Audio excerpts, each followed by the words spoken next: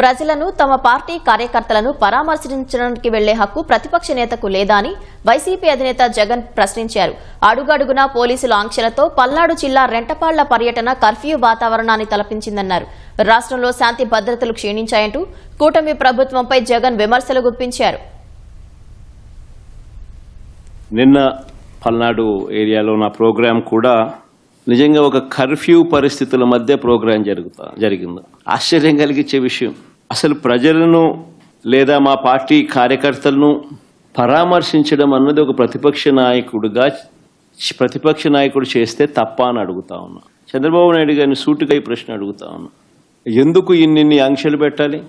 ఎందుకు పోలీసులు ఎక్కడ పడితే అక్కడ పెట్టి ప్రోగ్రాంకి ఎవరు రాకూడదు అని చెప్పి ఆదేశాలు జారీ చేసి వచ్చిన వాళ్ళందరి మీద కూడా ఎక్కడికక్కడ కట్టడి చేసే కార్యక్రమం ఎందుకు చేయాల్సి వచ్చింది? ఎన్ని అడ్డంకులు క్రియేట్ చేసినా ప్రజల్లోనూ కార్యకర్తల్లోనూ ఒక విప్లవం వచ్చింది.